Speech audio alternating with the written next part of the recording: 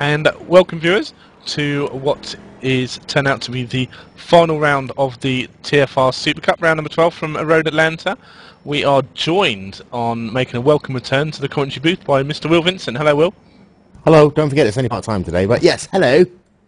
Right, okay, as you said, part-time, so we're just watching the end of qualification now, and I think the story of qualification so far is the pace of Farouk Manzar. Oh yeah, that number 46 machine setting the pace by a sizable margin. 1 minute 15.110, taking pole position in that number 46 machine, with Rob Straitmans again doing a very good job in the number 12 car, lining up in second. To run through the grid in its entirety, so you have Farouk Manzar in first, with Rob Straitmans in second, David Ward in third, with a 1 minute 15.827, Nico Brandt in fourth, Jason Brown in fifth, Christian Nielsen in sixth, Stephen Van Helsing in seventh, and Esteban Badal in eighth. Rob, GT2 time, go. Okay, GT2 first position, John Mallier with the 118.9. Second, Toby Bushnell with the 119.1. Third position, Dave Guy with Team Shark. Fourth, controversially, is Kimmo Surinnan, the championship holder for 2012. Fifth position, Mark Bird. Sixth is Stefan Coppin. Seventh is Simon Guymer, and drawing up at the rear is Chris Partridge. And I say controversially, Will, because Kimmo was actually knocked out towards the end of qualification in an accident with Chris Partridge as well, so that has heavily damaged his qualification time. However, that also gives us the chance to see Kimmo come through the field a little bit. Yeah, which we haven't seen in quite a while. I think, in fact, the last time we saw Kimmo really having to come through the field was at Road America, where he had the great battle with Toby Bushnell until the incident halfway through the race. So it will be interesting to see that number 51 Glacier racing machine come through the field. Robert Lowry will be starting from pit lane, should he decide to do so. Same with Larry Coppin in number 99. One of the smallest fields that we've seen in the TFR Super Cup all season long, and with the season winding down, other commitments with the World Cup event today, it's disappointing, but we still have a very strong field here. Absolutely, a very strong field. We're still going to see some good old racing, and there is, of course, still the team championship fights that are still up for grabs, especially in the GT2s between the Talk Freak endurance guys of Toby and Stefan. Both drivers are here today, and the Team Shark drivers of David and Simon Guymer. There's just 2 points in that battle, and then in third place we go all the way back to Course Competizione, which is John Mallier and the ever absent James Venables. They're just on about 9 points behind Team Shark as well, so there's going to be some really interesting battles for the field for the constructors. Yeah, as the car's coming on their parade lap momentarily, you see them working through turn number 1, now up into the S's, uphill to start. An interesting point with Mr. Mallier, next season he will be moving over to Talk Freak Racing, so that will be a really interesting experience to see how that number 82 machine blends in. And I've spoken to Toby earlier this week, and I believe that he's going to bring back the yellow car. God, wait, we've all missed the yellow car. But yeah, no, absolutely great. That's almost an exclusive here on Glacier TV. John Mallier will be driving for the Talk Freak Racing guys next year. We're also going to have a lot of changes with some of the GT2 drivers stepping up to GT1s as well, so we're going to see some big old changes next year. Oh yeah, and let's not say in any way, shape or form that the GT2 class is an easier class to drive than the GT1s. In fact, you could say it's a tougher car to drive with the lower speed and having to deal with the GT1s flying past you ever so often. But as you see there, they're coming now into this double apex right-hander. One of the points to note is that the field isn't as separated between the GT1s and GT2s as normal.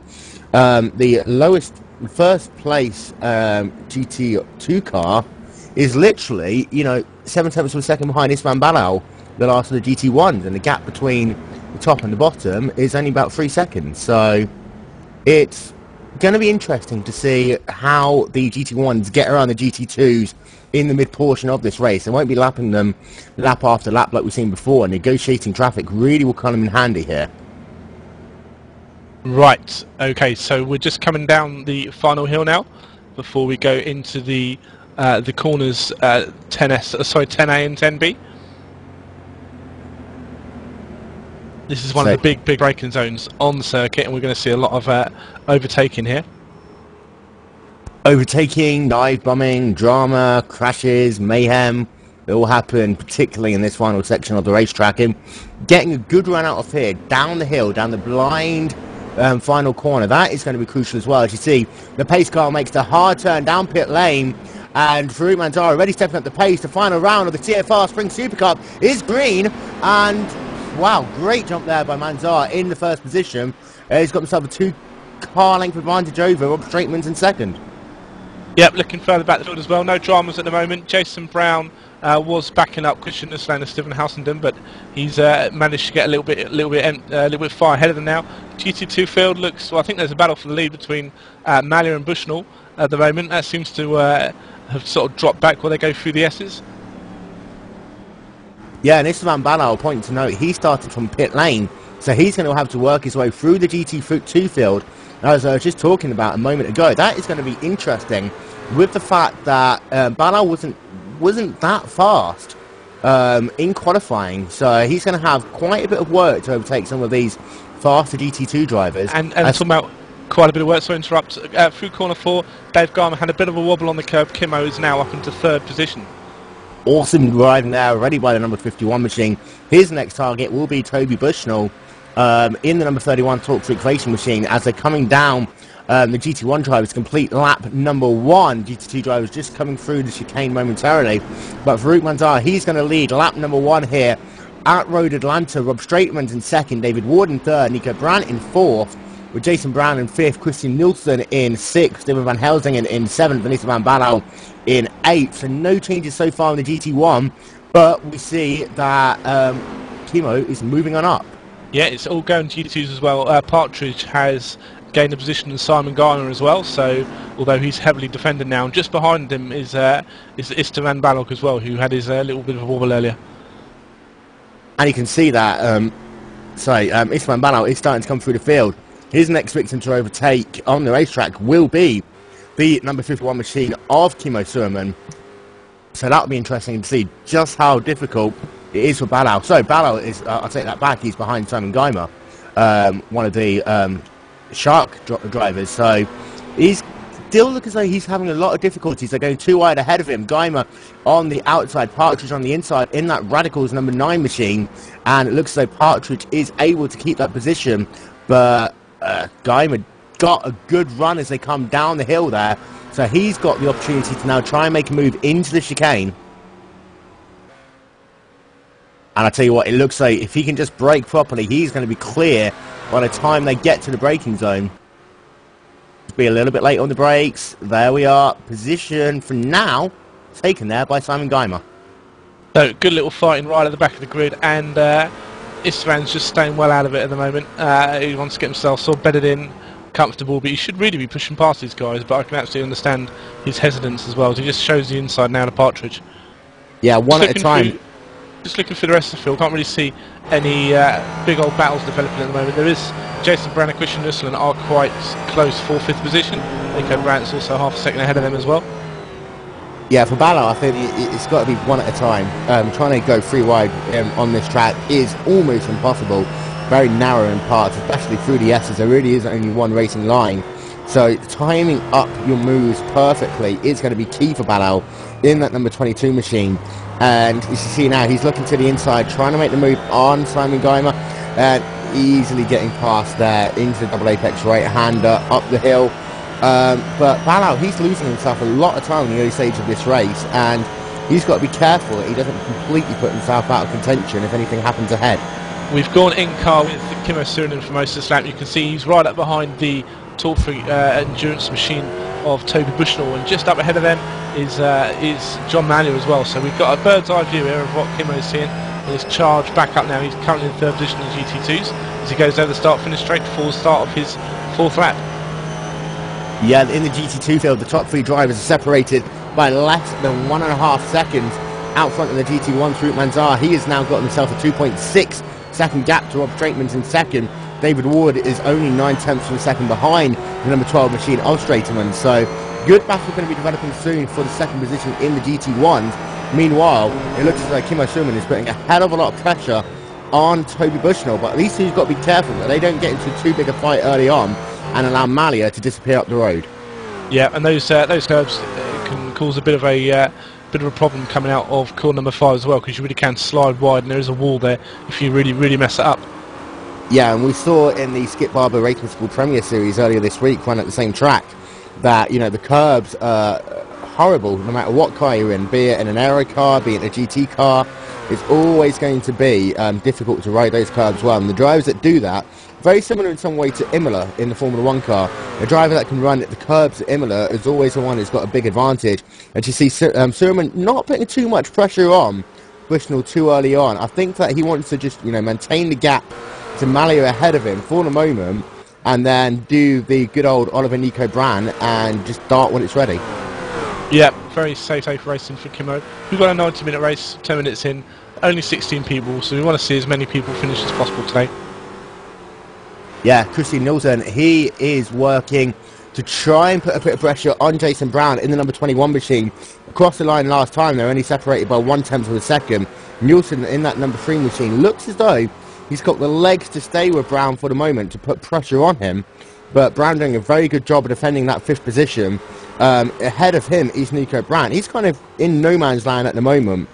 Sorry, Rob Straitman, he is down to 3rd position, by the way. Rob Straitman's lost that 2nd position to David Ward. So Straitman's is now down into the 3rd spot, and he looks like he's coming under a bit of pressure from Nico Brandt. So Straitman had a 1:20 in his last lap, and Ward had a 1:17. And Nico was also on a 1:17 as well. So Straitman now under a lot of pressure. Nico will use that opportunity to really get up behind him and start to put some pressure on him. Ward has driven away. And just having a look back to see exactly what happened, it was down into the chicane by the look of it. Rob Straitman's just getting it, cutting the chicane, had to slow down dramatically, had to let Ward past him, and the amount of time he lost in cutting the chicane was quite severe there, and he really is coming under some pressure from Nico Brandt in the number 25 DuPont machine. Meanwhile, we're watching the battle for 5th position between Jason Brown, Christian Nussland and Stephen Van Helsingden. I'm just coming through the start of the S's now. And with Istvan Balau keeping an eye on him, he's currently sat 13th overall in the number 22 machine. He has managed to get past Mark Bird. His next victim of the GT2 drivers is Stefan Coppens. But, Rob, as I was saying, it's taking a long time for Balau to get through these drivers. And because he was so far back in qualifying, it's compounding his issue that some of the fastest GT2 drivers were pretty much within about a second of his pace. Yeah, maybe this isn't the combination he likes, GT1s around Road Atlanta. Maybe he's not entirely confident here, and it's certainly affecting him. His practice wasn't too good. He only said a 119.9, but his qualification 118.1, 2 seconds off the GT1. So he's obviously on a bit of a nightmare today. Let's hope he can keep it on the track, and then he can use that experience to really sort of get some points on the board. As you're looking on board with Farouk Manzar, currently your race leader in the number 46 machine. The gap is now up to 4.79 seconds across the line last time by, as he now comes down, flicking it to the last portion of this S's. Then he's got himself a short little straightaway before that double apex right-hander. And you can just see the amount of blind crashes and dips and gradients in effect in this track, and it really is difficult to pick yourself some marker points for some of these blind corners, especially the second part of that double right-hander. Now as he comes down into the long back straight, but even this isn't really a straightaway. This Farouk, we were talking about earlier about how cars in combinations, and sometimes they don't work, sometimes they do work. Farouk is really working his Corvette magnificently. It's the fastest lap, 116.160, 0.7 seconds faster than the second fastest lap today. So this guy is absolutely at home at Road Atlanta. Yeah, and not only that, I would have put him, I believe, in the 5th position overall, with pretty much still full fuel on his race car. So he's doing a sterling job out there in that number 46 machine, setting a 1 minute 16.9 last time by. Gap is now up to 4.9 seconds over David Ward, who has inherited that second position in the number 69 pink machine. David Ward doing a pretty good job here today after his nuances in the middle and latter part of the season. It looks like he's just got himself a head down, and he's doing himself a pretty good position currently. Big drama from Rob Straitman. Sorry to interrupt. That was on the end of corners 10A and B. He just got a little bit of hop coming to 10A, slipped round, went right into the middle of the road just in front of 10B, and that's caused just Nico to narrowly miss him. But he's dropped well down the order now. Yeah, and that's the second time for Straightmans that he's lost it in 10A and 10B. So Straightmans, after having a very good starting position, he is struggling in this race right now. And he is, I believe, the second to last car of the GT1s, with only Istvan Balau behind. Right, and another bit of drama as well that we've completely missed while we've been rambling on. Kimmo Suhonen has gotten up to second position now, and he is 2.2 seconds behind John Mallia. And who said that there'd be no drama with a field of only 16 drivers? Absolutely. So he's chasing down John Mallia, who we're watching with the camera at the moment. And we're going to see a bit of a battle develop there. John Mallia must be looking in his rearview mirrors thinking, oh, he's got past Toby, I'm in trouble now. Yeah, so for Suhonen, it's going to be interesting to see just how quickly he tries to close down that number 82 machine of John Mallia. And I think Mallia, with the announcement of him moving to TFR, he's had a really good season as well. Let's not take anything away from him. I think that number 82 machine is shining here today. And he really has got the legs for Suhonen, who doesn't look as though he's closing that dramatically at the moment. Just having a look at the lap times, Kimmo Suhonen last time, 1 minute 19.8. Yeah, actually, I take that back. He gained his second on Mallia last time out. Guess where Rob Straightmans has crashed again? 10A, 10B? Absolutely. Well, I'm just looking at now, coming out of 10B, just oversteered, slid into the bridge, and he's called it a day. So that is disappointment for Rob Straightmans in the number 12. I say after qualifying in the second position as well. So he did have the pace in qualifying. It just looks as though that chicane was catching him out time after time again. And it is a very difficult corner. Yes, it does look like a simple left-right flick. But in these cars, you know, that is a very difficult set of corners to navigate. Absolutely. That's, you know, first retirement of the day. I'm trying to work out how Toby's doing, because he's dropped massively off the pace at the moment. 120.6 is his last lap. Although saying that, well, yeah, 126. Dave Grimer's doing 129s, and Kimmo's on a burn. He's a 119.87 at the moment, and 120.7 from John Mallia. Yeah, Mallia looks like he really is trying his best to keep that gap in any way, shape or form. He did a 1 minute 20.7 as he came across the line. Kimmo Suhonen, however, he has managed to do himself a 1 minute 20.2, so he can now see Mallia starting to get the draft, which down the straightaway will be a big help in these cars. Out front of the GT1s, Root Manzar has got that gap up now to 5.7 seconds to David Ward, which is about the same gap back from Ward to Nico Brandt, currently sat in the third position. That battle between Brown and Nielsen is still going on. Nielsen shot back to a second behind, but he's still putting a little bit of pressure on Jason Brown, letting him know that he's still there in case the number 21 makes a bit of a slip-up. Absolutely, and we've seen the slip-ups can happen around Road Atlanta. We can see Christian Nusslen just getting into the sights of Stephen Van Helsingen too, and that's very, very close as they go under the bridge. Yeah, Helsingen, I think, was trying to make a move out of the final corner there. Just timed his acceleration point a bit too early, so he couldn't try and drive alongside him. It's going to be an interesting couple of laps now between these two drivers. But yeah, Nielsen in the number 3 machine is now under severe pressure from Nielsen in the number 42 Club Benelux machine, Benelux even. I always say that one wrong. But it does look as though as they come up the hill, Van Helsingen is going to get a very good drive out the corner. Be interesting to see how these two drivers cope with this double apex right-hander coming then down into 10A and 10B. I think that if Helsingen can get a good line out of here, he's got the opportunity to try and make a draft, but it looks as though out of the corner, I think Nielsen was just a little bit faster. Right, okay, so we've got a bit of a comparison to Richards at the moment.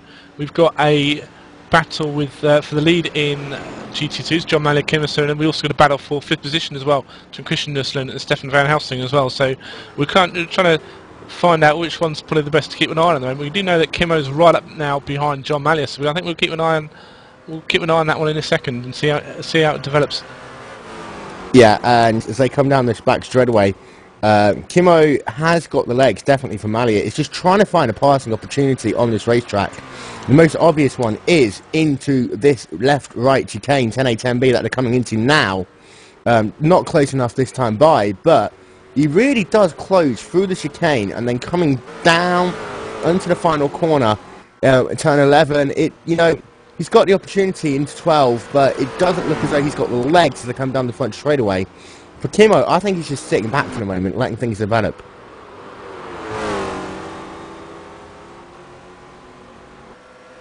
Okay, just taking a little look as well. Stephen Van Helsen has had a little look at Christian Nusslein as well, so nothing's to be done. I think there's not close enough. Oh, incidentally, Istvan Balog's now up behind, about 4 seconds behind the Kimo Surin and John Malia battle, so maybe that'll shake things up a little bit. Yeah, Istvan Balog last time by did a 1 minute 20.0. Kimo Surin a 1 minute 20.573. As they come down into, it does look as though Kimo really does able to close, but Malia is just so good on the powers. Kimo getting very twitchy there as they come down the back straightaway once again. That gives Malia a little bit of breathing space, and I think had Kimo been able to get his line well out of that corner, he would have been able to make a move there. Absolutely, just a little stretched up a little bit now as they come through, and you're right, that isn't a straightaway. This circuit reminds me so much of Mosport, which went around last week. Yeah, both have their differences, obviously. It's only more twisty section, shall we say, here at Road Atlanta, but they do have some very similar characteristics. As we are just over 15 minutes into the final round of the Talk Freak Racing Spring Super Cup. To run through your order, Farouk Manzar is your race leader in the GT1s with David Ward 6 seconds behind in the number 69 machine. Nico Brandt currently sat in third with Jason Brown in fourth, Christian Nielsen in fifth, and Stephen Van Helsingen in sixth. In the GT2s, John Malia is in first position under severe pressure from Kimo Surin in the number 51 machine with Toby Bushell in third, Dave Geimer in fourth, Stephen Coppins in fifth, Mark Bird in sixth, and Simon Geimer in seventh. Right, okay, the Jason Brown, Christian Nussel and Stefan Van Helsingen train just caught up to Chris Partridge, and they caught him on the straightaway, which is pretty good, and they just managed to all power past, but close them up. Malia getting a little bit sideways there. This could be the first of the opportunities that Kimo Surin could be looking for. Didn't look as though he's able to capitalise too much in it, but as he's getting the draft now, coming down the back straightaway, Kimo Surin looking to try and make a move. You see Malia there darting, trying to get out of the draft, and you see Kimo looking down to the inside, not quite close enough. Yeah, don't risk it. That's very much a dogfighting straight. You can't show your hand early on. You can drive a defensive line in that corner, but it really does affect the mid corner speed between 10A and 10B and the run out of it as well. And the run out of it's so important. Lap number 14 for these two guys, and a big mistake. And this allows the Corvette behind to catch up as well. Yes, Istvan Balog is now on the tail of Surin and Malia. This is going to be interesting to see how Balog manages to try and overtake these two drivers and then see if he's got the legs to try and stretch out much of a gap. But I think, for the most part, Malia is still doing a sterling job holding off that 51 machine. Let's not forget, Kimo Surin, with drop weeks included, he pretty much has scored maximum points in the championship. So that number 51 Glacier Racing machine has done an impressive job this season. And this really has been one of the rare opportunities to see there. Surin looking down to the inside, getting very racy now. That is a point where you can make move opportunities, but get it wrong. And as you see there, Surin has lost himself a bit of advantage as they come down the backstretch. Okay, so it's getting racy now. Istvan Balog's caught right up behind him as well. And neither of these drivers wants this to happen now. But here comes Balog. Got to be careful here, boys. Come on. Balog looking down to the inside. Come on! Oh, he was no. Oh! So both. How did they manage to get through that there?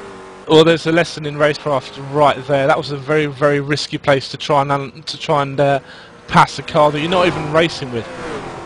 Yeah, and Balog is clipping the curb, spinning it once, catching it, spinning it again, and we could have been talking about Toby Bushnell leading that race had things gone even slightly differently. Yeah, very fortunate Istvan didn't take anyone out with him, so very, very good that didn't happen.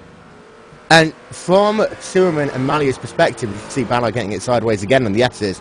The next time he comes up to these guys, they're going to have to be so cautious in case the same thing happens again. So if you're one of these GT2 drivers of Malia or Surman, you're not going to be paying full attention to the battle that you're involved in when the next time that you see that yellow and green machine coming up in your mirrors. Absolutely, absolutely, and you just got to think, yeah, he's got to get past safely, and he's a few seconds behind now. He's just got Toby Bushnell sat behind him as well, so it's going to be about another sort of 5, 6, 7 laps, I reckon, before he's up behind Kimmo. That's if his head's straight, if he's actually applying himself to just hot lapping again like he was, because he's done so much work to catch back up from the back of the grid through the 9th position overall. Yeah, that's not taking anything away from Banner. He has been able to get himself, for the most part, through the GT2 field well, and he's the first driver that's had to be passing these GT2s. Farouk Manzar is only just starting to lap his way through the field. Now you see Balau coming down into pit lane. It's very difficult pit in here. You know, the left, right flick.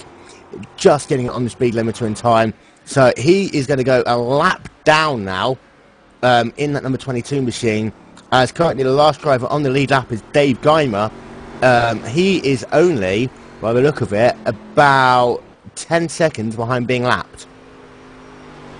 Okay, so I believe we're sat with the 69 pink mobile of David Ward, who of course stepped out of the commentator's booth after being sat on the naughty step last week, and he's rejoined the racing, and we're just going to sit with this lovely little pink machine. We've not seen that pink machine for a while, and he's currently 5.2 seconds behind the leader, which is Farouk Manzar. With Nico Brandt. Nico Brandt, I'm a bit surprised of. He's 13 seconds behind the race lead, and we're, what, 20 minutes into this race? I would have expected Nico to be a little bit closer earlier on. You know, 13 seconds is going to be a lot of time to gain in the second half of this race if he's just waiting to put the pressure on later. Yeah, but I think we're also going to congratulate Farouk on the absolutely barnstorming pace he's set early into the race.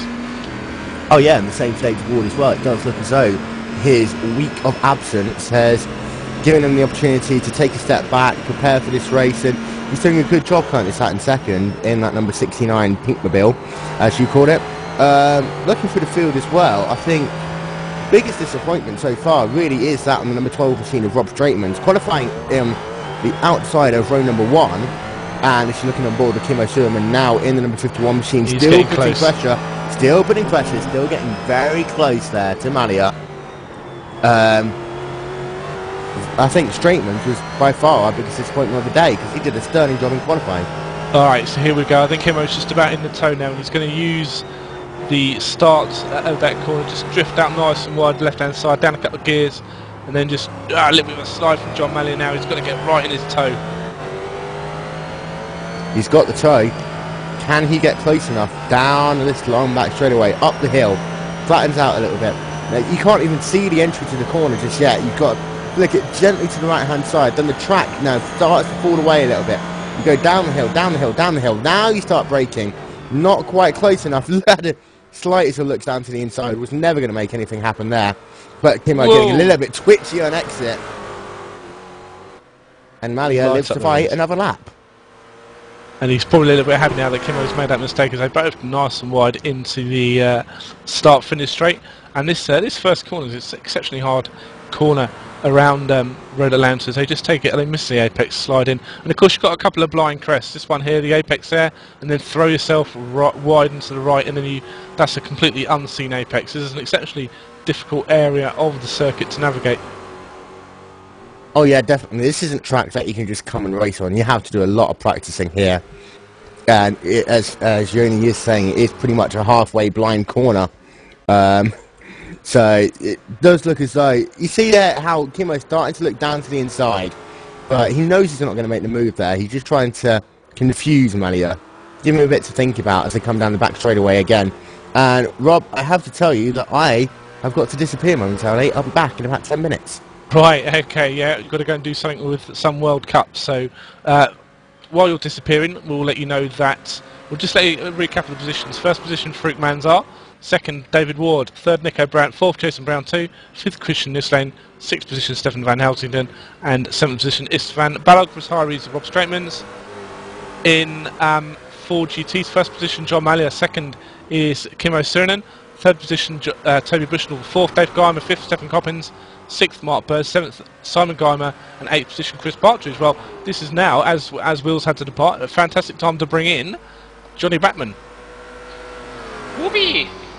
Ah, lovely. Right, so we're seeing an absolutely cracking race develop here. We're still sat, I believe, in car with Kimmo Sunen, and he's just closing the gap up with John Mallia now. This is some fantastic fighting we're seeing the first couple of positions, but we're not seeing them get close enough yet to really show a move. And they've not forced John Mallia to go any kind of defensive line on corners 9 coming into 10A and 10B down the hill. Yeah, it's interesting to see Kimmo starting way back in 4th, then fighting his way up into 2nd this early in the race, and now challenging for the lead. I mean, considering he was struggling in qualifying, but yeah, I mean, John, this track is pretty hard to overtake.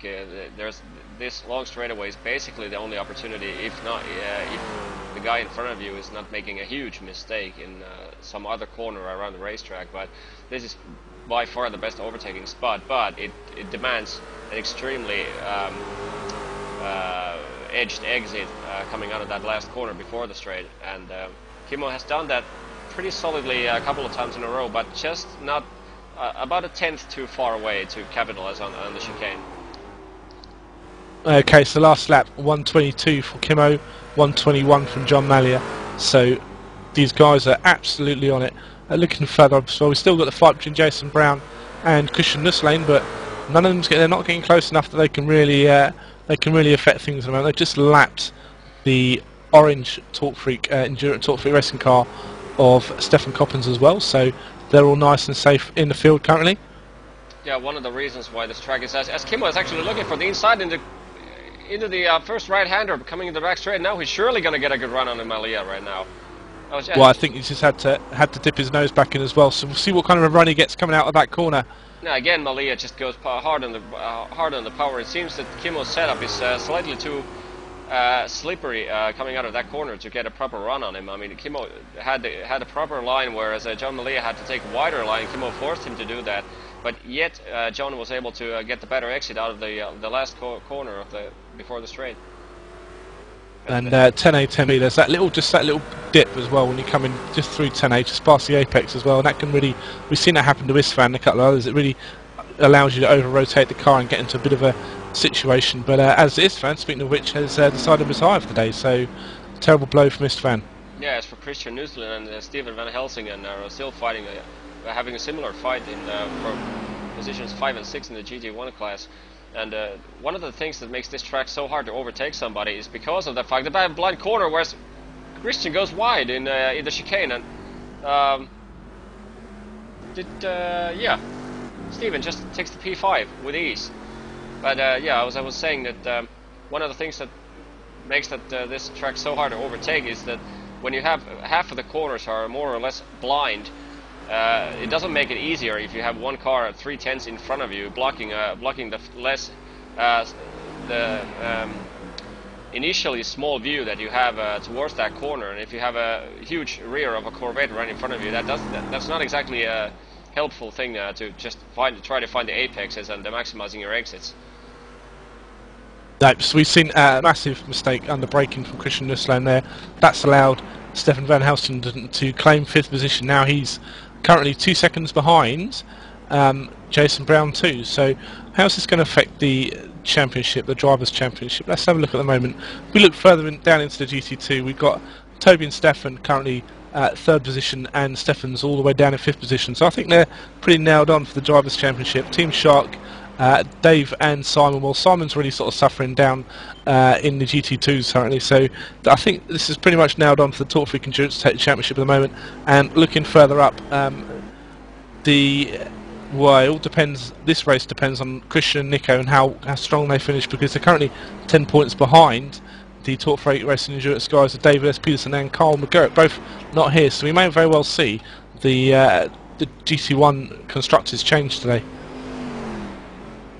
And by the way, as you saw in the side panel, the current order in the racetrack with in both classes separately, just to mention that the reason why it shows some of the drivers being lapped down and then not being lapped down is because of the new update that we have to the broadcasting tool, which actually causes, more importantly shows the lap that the leaders are currently on. So if the leader takes the start and finish line, and he's the only one to have taken that, then all the others are going to show +1 lap, and as the all the remaining position drivers cross the start and finish line, then they will get the updated the gaps between them.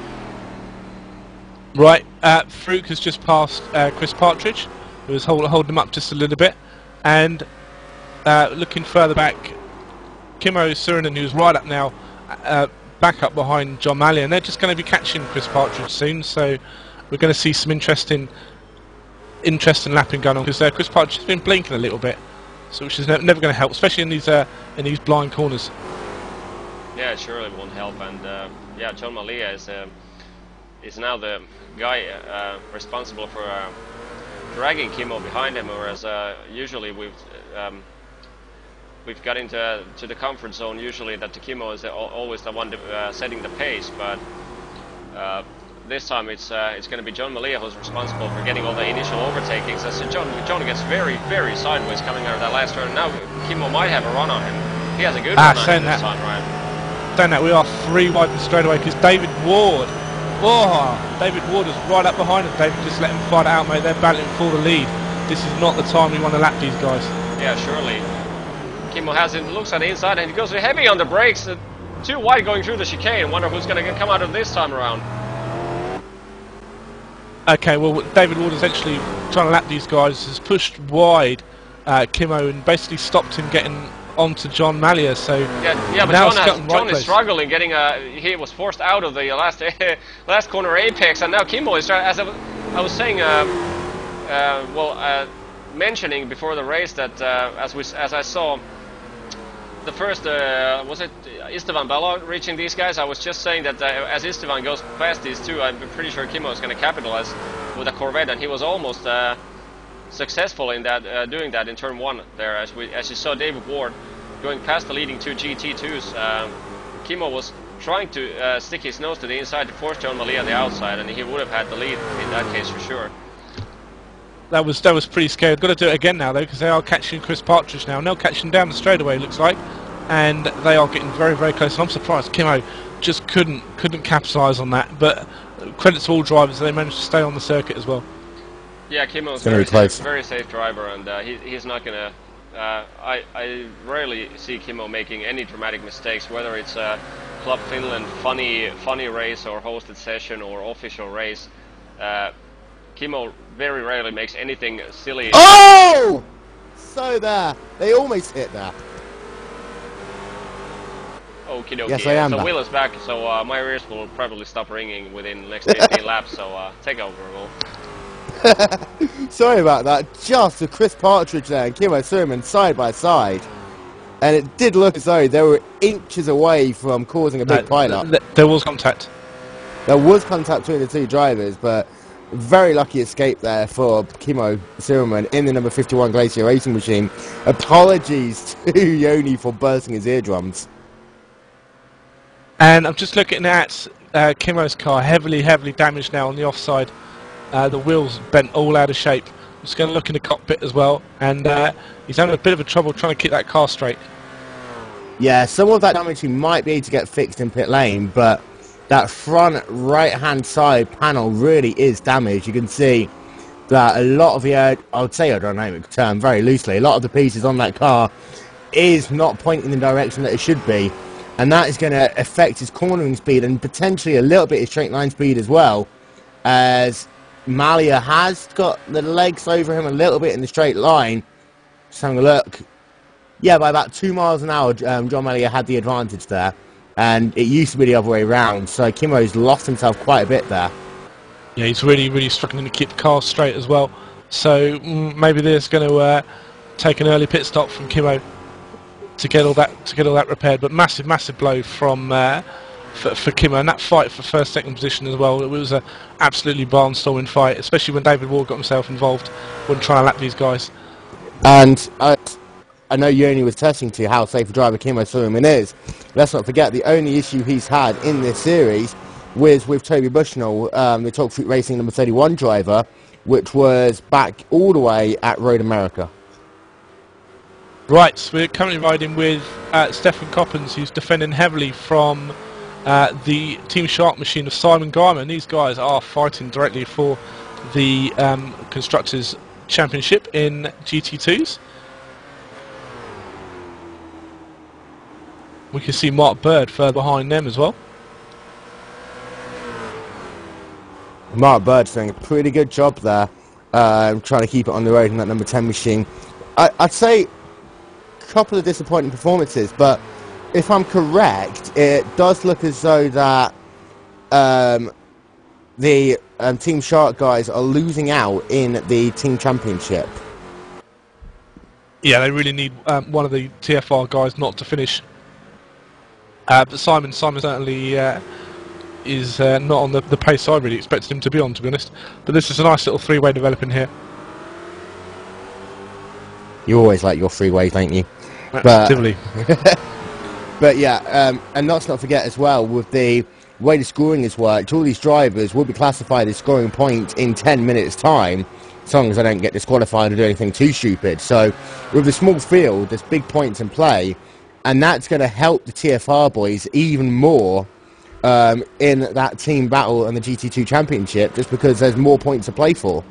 Out front, Fruitman's are continuing his domination. Gap is now up to 11 seconds.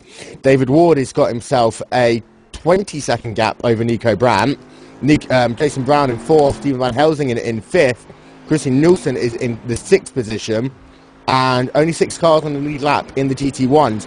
And for the GT2 drivers, David, that is going to be it's going to be a bit of a relief for them, because they only have to deal with the GT1s coming past them once every so often. Okay, that two-way Coppens-Guymer Bird fight is pretty much a TFR sandwich for Dave Guymer. They just went very, very close in the corner 10A. No position has changed. But it was a bit of a wobble from Mark Bird. He just caught a little bit of the grass. I think Kimmo's just done a very fast lap to 120.4, so he's sussed out now. He's sussed out the damage he's got, and he's really closing in on John Mallier again. John Mallier's last lap was a 125.02. That has got to be heartbreaking for Mallier. Knowing the fact that you just saw your competitor almost get wrecked out the race, you could possibly see a little bit of damage in that rearview mirror, and he's still closing on you. The questions I'd be asking myself are unbroadcastable, let's say that. Absolutely, and we can see Chris Partridge in the pits as well as they just complete their lap. He's currently 3 laps down, so he's got quite a lot of damage in his car now. Yeah, and that sandwich that's going on at the moment, it does really look as though it is going to develop into one really, really interesting battle. Toby Bushnell is doing a really good job, currently sat in the 3rd position. He is quite a way back now from Kimmo Suerman in the number 51 machine, but Dave Guymer still charging on well, with Stefan Coppens behind him, Simon Guymer, Mark Bird and Chris Partridge. He's still set on pit lane, so it looks as though he's getting a lot of repairs to his 4GT. Nico Brandt's next to catch Kimmo and John Mallier fight, so it's not going to be as exciting as Dave Ward's, I'm sure, because they're not as close.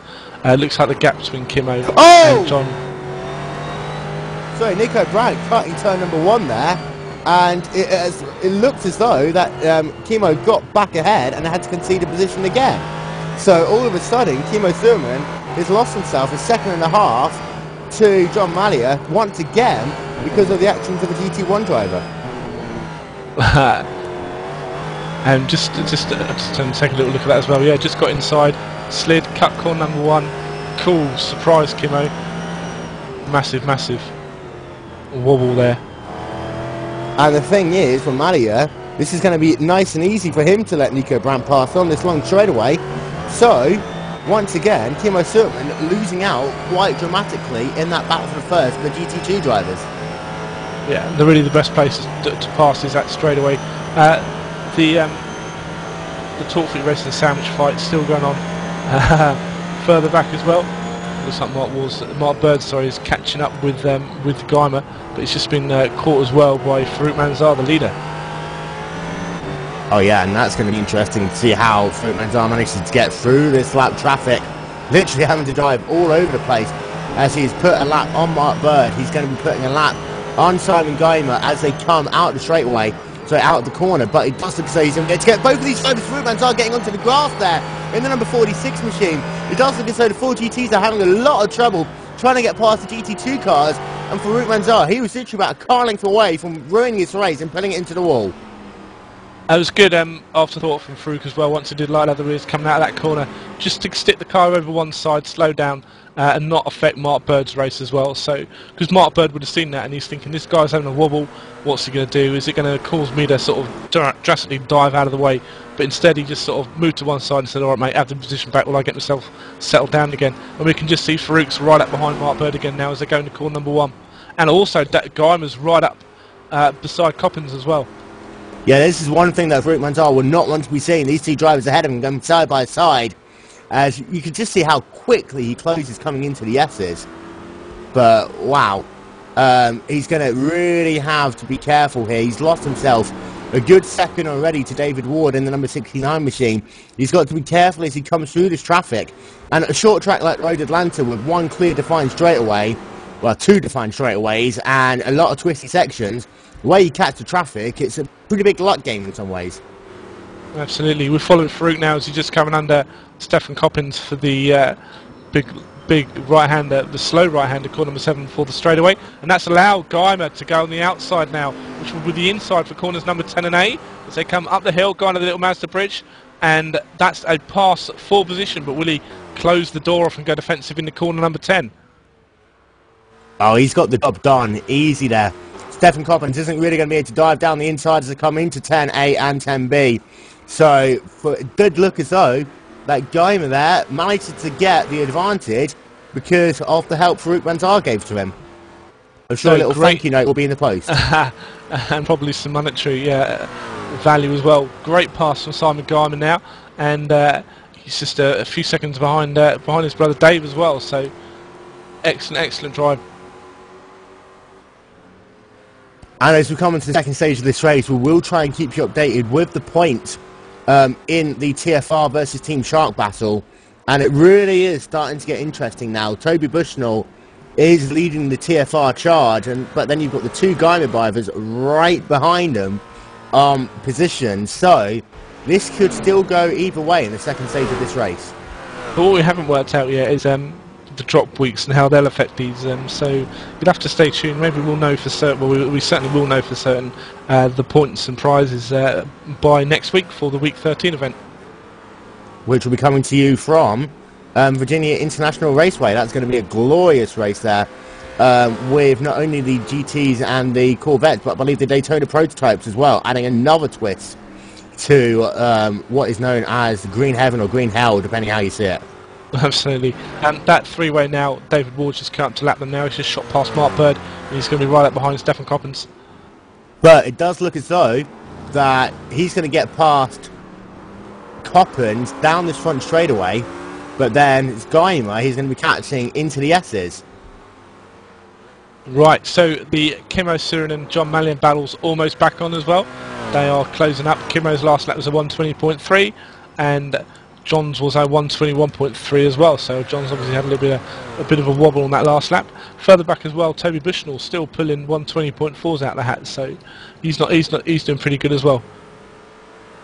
Oh yeah, this will be an interesting race all the way down to the final conclusion between these two drivers, and this is one of the toughest races that Kimmo Surin has had in a very long time. Mallion doing a sterling job in that number 82 Bridgestone machine. The last time we'll probably see that livery in a long time, unfortunately, before he takes up the yellow car colours. But Mallion doing a great job in the GT2 division. And you can't say that Mallion is gaining because of people's not being here, because, you know, the guy to beat, he's around. It's, you know, the likes of Oliver Brand, David Peterson, that you could say is filling the field out a little bit in the GT1s, but GT2-wise, nothing, you can't take anything away from Mallion. No, absolutely not. Obviously, Eric Vadolf was the closest to John. He's about 39 points away from him as well. So John's about 52 points behind Kimmo, the ever powerful Kimmo. So I mean, the GT2 battle has been tied up for a while. The only battle we have actually is Toby Bushnell's currently 2 points behind Eric Vadolf. So Toby may even take 3rd place in the GT2 class.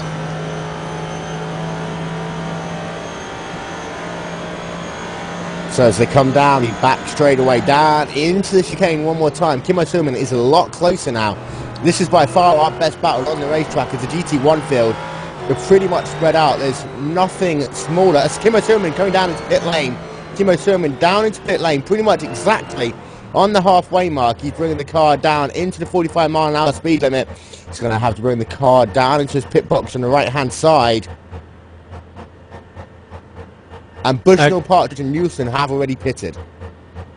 You were going to say that, weren't you? No, I can just see that Stefan Van Helsenden's up in front of him as well, so we have missed some pit stops. We're just going to see Kimmo get some damage repaired most likely as well. That's going to keep him in a little bit of a long time. Revving the engine ever so slightly. We'll keep an eye on John Malia. He's got himself a beautiful couple of laps now. He's got a clear track ahead of him. The next car ahead that will be involved anyway getting in his way, he's already halfway down the hill. So Malia's got himself a clear track for at least 15-20 seconds ahead. And behind, he's also clear with Chris Partridge about 10 seconds behind. Right, so we're going to see how long it takes John to come in the pits after Kimmo then. Kimmo's was lap 33. Yeah, keeping an eye on Malia. He's coming down into the chicane again. Looking back to Kimmo, he's now brought it back onto the racetrack. This is that magical first lap you always talk about with these tyres. Just have so much grip. As Malia is looking to bring it down into pit lane himself, almost getting it wide on entry there. Yeah, he's very lucky that they don't penalise people for not getting it down inside the yellow line straight away. He's now down into the speed limit. So, could Kimmo do a sterling lap and try and beat Malia out of pit lane?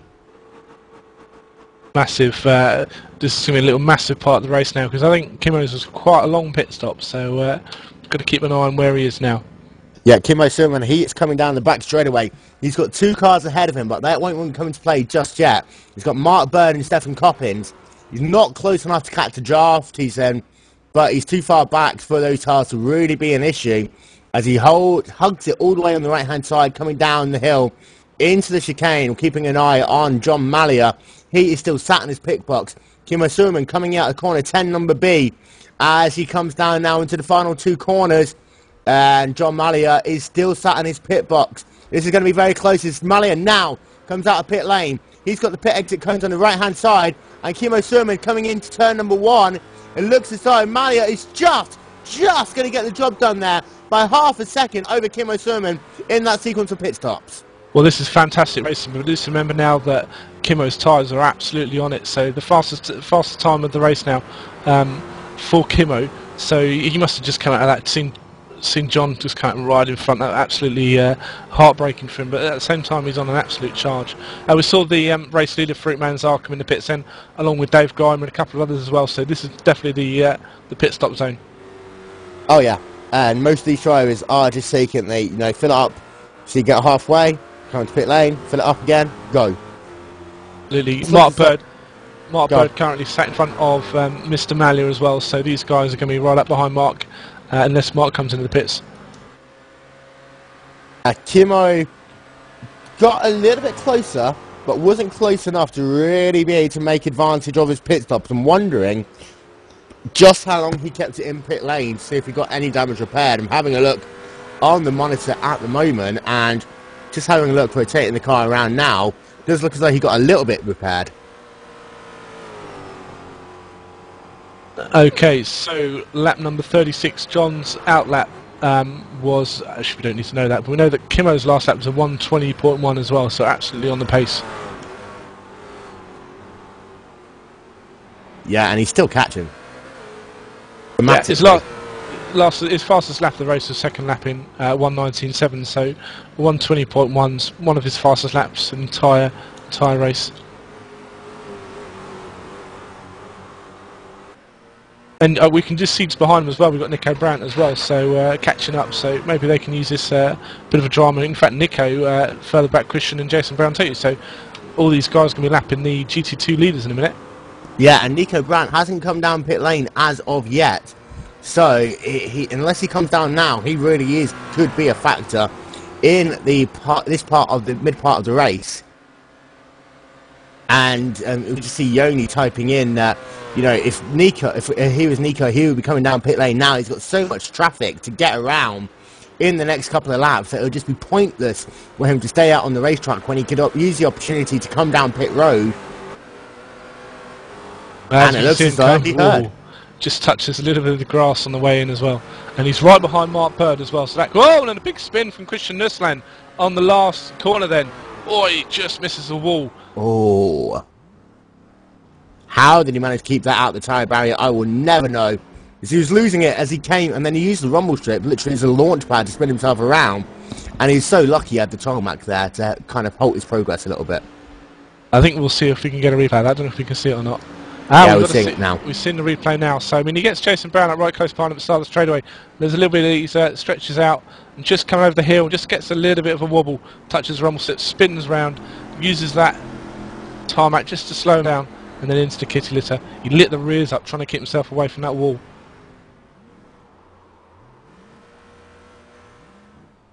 So what I'm interested to see is just how Christian Nielsen manages to recover from that, because he's lost himself a lot of time in the process. Well, the race leader now is Jason Brown, and he hasn't been in the pits yet, obviously, but he's now right up behind Kimmo and John Mallier, so much like Nico, now would probably be the ideal time for him to pit as well, because he's getting involved in a fight he doesn't want to get himself involved in. Oh yeah, and you see he is looking down to the inside of Kimmo Sermon up the hill, and he's now coming down into pit lane, so I think that's relief there for the lead 2 GT2 drivers, because it seems every time a GT1 gets around them, there's drama and carnage and mayhem and brimstone and fire. Absolutely, and you're not overselling that one bit, Will. Not at all. Right, in car with Kimmo Surin again, so we can just see him sliding through the start of the S's, going downhill into the corner section. He's actually called the S's, another one of these completely unique corner names in racing. Yes, a lot of thought goes into the corner names of these on North American racetrack. There's not a carousel though. No, we'll call the next corner carousel. How about that? Yeah, why not? S's, carousel, boots, all there you are. Yeah, we need a straightaway. We'll call it the Will Vincent straightaway. Yeah. Awesome. And nine's definitely got to be a Thunder Valley follow through. Yep. Tell you what, I'm just having a look at David Ward at the moment, just before I disappear off to Michigan, and I was having a little bit of a practice with David Ward earlier, and I tell you what, he's pretty good in the IndyCar on the oval, holding his own really well on that 69 pink machine, so I'm slightly disappointed that he can't race with me later on this evening. Well, you'll have to sign him up for the team afterburn, but having a pink IndyCar is not the way to go. We already have a driver of pink IndyCar, why not? Right, so we're looking at the battle now. Kimmo Surin is right up behind John Mallier again. Yep, and I tell you what, it does look as though that in a little bit of time when Nico Brandt for that sequence of pit stops. Not much, but a little bit. Well, this is an early contender for driver of the day, because these guys haven't been over 2 seconds away from each other the entire race, or the entire race when they actually first caught up with each other. Yeah, and let's not take anything away from Nico Brown, but that is a great job there by Christian Brown. By Christian Brown, right? So Christian Brown, Jason Brown. The Oh, positions shut up. in the race. I think everyone's been in the pits now, isn't it? Everyone's been in the pits. So the positions are as follows: first position, Farouk Manzar, the ever fast Farouk Manzar. Second position, David Ward. Third, Nico Brandt. Fourth, Jason Brown. Fifth is Stephen Van Helsenden. Sixth position, Christian Uslane. And the first retiree, Isfan Bulog, and then Rob Straitmans. For the GT2s, John Mallier is in the lead, just about holding off Kimmo Surin for second place, as we see him just come down now. Not quite close enough. No, not quite close enough. Well, saying that was a little bit of wobble under braking there from John, but Kimmo kept it nice and straight, and it just been caught by Farouk Manzar, the leader, as well. So we're going to see all the leaders on the same cameras in a minute. So I'll just finish the 4 GTs very, very quick. Third position, Toby Bushnell. Fourth, David Guymer. Fifth, Mark Bird. Sixth, Simon Guymer. Seventh, Stephen Coppens. Eighth is Chris Partridge. So we're now back to the fight for first position 4 GTs. And up behind them now we can see Farouk Manzar as well. So let's hope this doesn't cause too much trouble. Yes, Farouk Manzar looking as though he's just going to hang back a little bit, try and get both of them done in on the straightaway. Looks as though he's backing out the foot a little bit through the S's. Still great car control by the number 46 machine. As he's going to go around the outside there of Kimmo Surin first, into the double apex 7 and 8. And now. Let's see how he gets around Malia. It looks like Kim Asuman didn't lose anything much at all as Farouk Manzar comes out of the right-hander. He can now just drive, try and duck to the outside. Job done, no harm done to anyone. Yep, successful pass. I mean, Kimmo has dropped off a little bit from John as well. It's just as he comes back in, John makes sure he gets a little bit of a toe from Farouk as well, just to stretch him away from Kimmo. And this is the end of their 40th lap, so that's the screenshot if anyone needs it. That's the two leaders together. Please take your photos now. Absolutely. Out of the left window you'll see the leaders. Meanwhile, it's time for me to say goodbye. I have now got to go to represent Queen and Country. Lovely. Well, good luck. And I'm sure you'll tell us all how it went on later. This gives us the opportunity to bring back in Yoni as well, who's been sat there looking at this fantastic battle between John Malia and Kimmo Surin for first position in GT2s. Yep. Tough to say anything about this fight without somehow hyping up the performance of these two, especially with one of these two being my teammate. But yeah, I mean, tremendous job by both of these guys. I mean, fastest laps for both 119.7, 119.8, and they are pretty much solidly lapping 120.3s, 120.6s. So these guys are within 1 second of their fastest lap times of the race continuously. That's pretty impressive. So we've pretty much only got two fights on at the moment.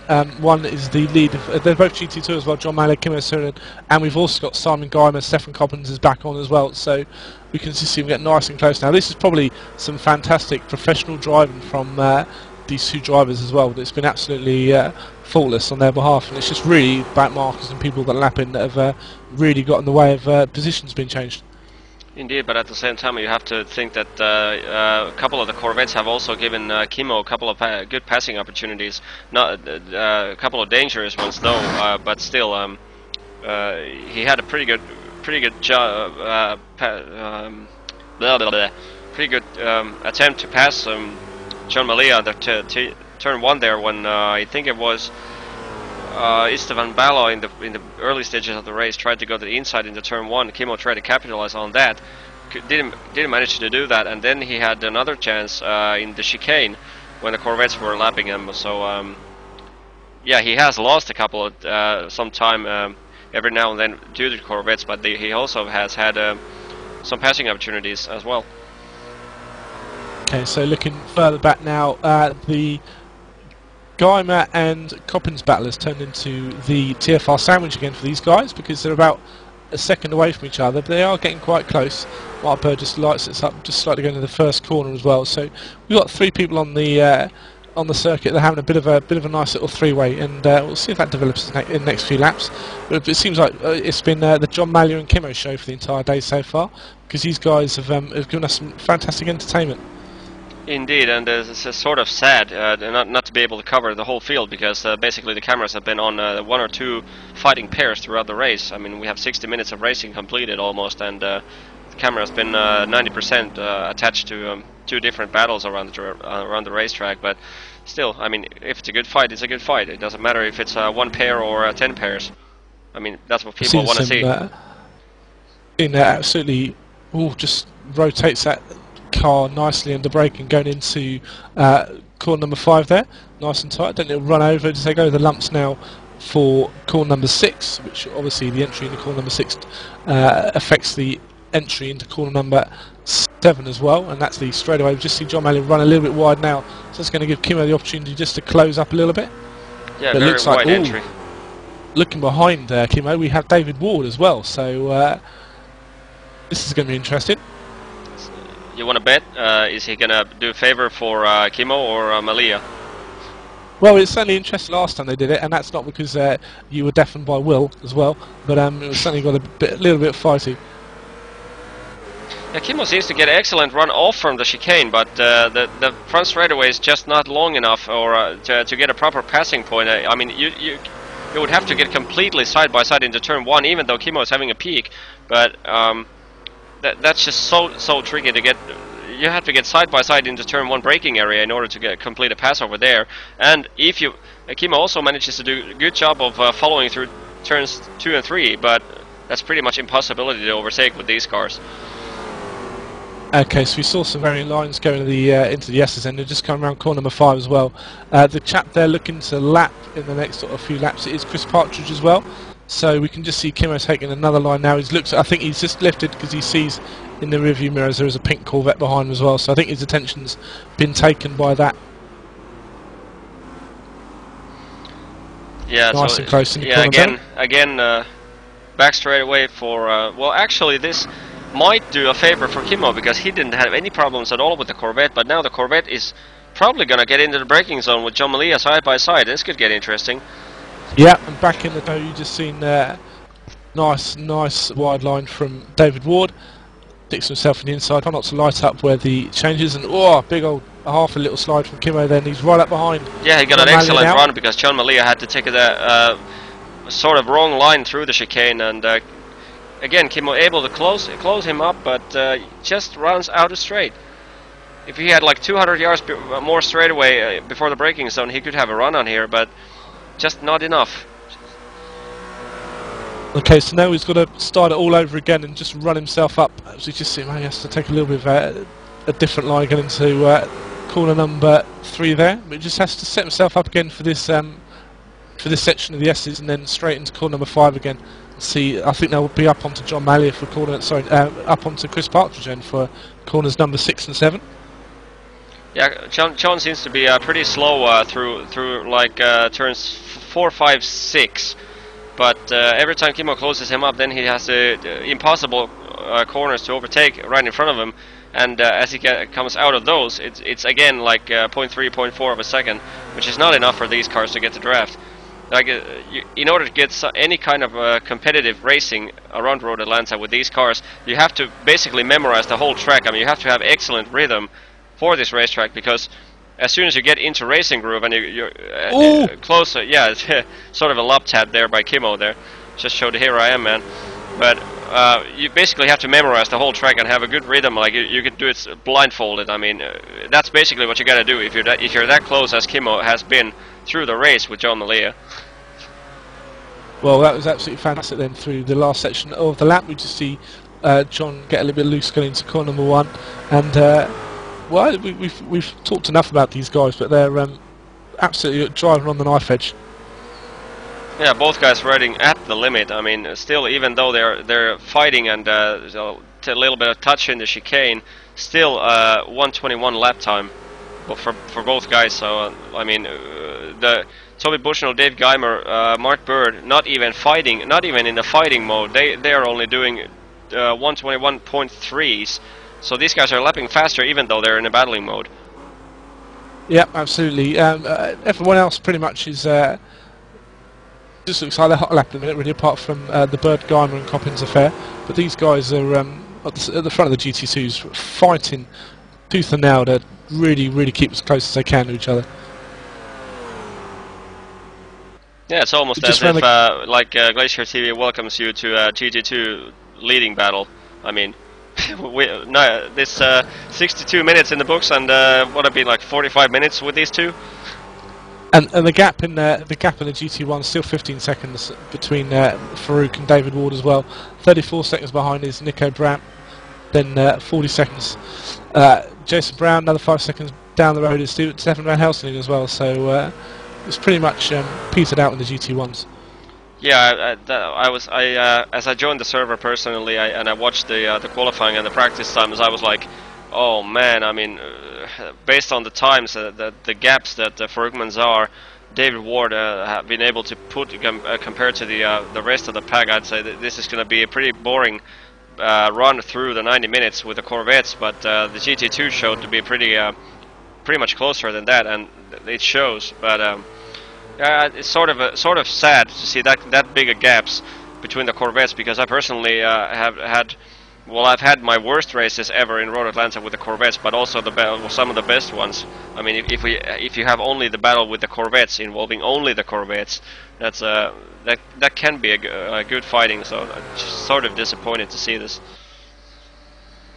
Yeah, absolutely amazing circuit. Obviously the home of Petit Le Mans as well. The next GT1 to catch up with the battle we're watching for first position is Christian Nusslein. He's currently lapping about 2 seconds a lap faster than these 4 GTs. So he'll be up behind them quite soon. So he came out go very wide on the grass end, but credit that the car didn't twitch out from under him. He kept it going, and kept himself still quite close to John Mallia. Yeah, Kimmo has done that a few times during this race, and I mean, if your car is set up right and you just go slightly on the grass, just lift the throttle so that you're in the 70, 60, 70% of throttle, and you shouldn't have any trouble if you don't get into any small bumps which sends the car flying. But yeah, Kimmo's that's always a danger zone, but Kimmo's done a pretty good job of avoiding trouble there. Yeah, I've certainly not seen him at 4 wheels over before. 2 wheels, yeah, but not 4. He's just sitting right close now, up behind John. Yeah, good to go on board with Christian Nusslein right now, who's closing up with these two. I just hope and pray that Kimmo Suominen is not going to get a run on John Mallia this time around, because I'm not following that duo. But instead, we're in car with the Corvette behind these two, currently running in 6th place in the GT1s, and sort of a boring race for Christian. I don't think. I mean, ever since that small mistake he did, the only Corvette being a lap down to the leading Corvettes, and he has a pretty long way to go to Steven Van Helsingen. So unless somebody makes a dramatic error, gets a DNF in the leading pack, I'm pretty sure that's Christian Nusslein's final position in the race. But Christian sees still very much part of the Constructors' Championship between himself and David Peterson as well. So Christian and Nico Brandt really need all the points they can get so they can win the Constructors. And of course, then we've got to take into account all of the drop weeks as well. I think something's happened to Christian Coppens. Christian Coppens, right? Okay, so he has had an accident through the S's as he got right up close behind Simon Geimer. Just came over one of the bumps, and then where did he go wrong? He just understeered into the wall on I think that was corner number 4. Yeah, it just lit it coming out of corner number 4, straight in the wall, and that looks like he's in for a very, very long pit stop. Looked like that battle for the GT2's 5th position did close up quite a little bit as well, so massive blow from him. Yes, we just saw Christian Nusslein taking Kimmo, and at the exit of turn 5, you can just see the speed differential of the Corvette. You just take the difficult left-hander uphill out of turn 5, and the Corvette just flies past the Ford GT, who is forced to lift off pretty much, well, I'd say half a second longer than the Corvettes. I mean, the Corvette can flat out that corner much earlier than the GT can, and didn't have any problems getting past Kimmo there, and as usual, the straightaway just favors John Mallia again.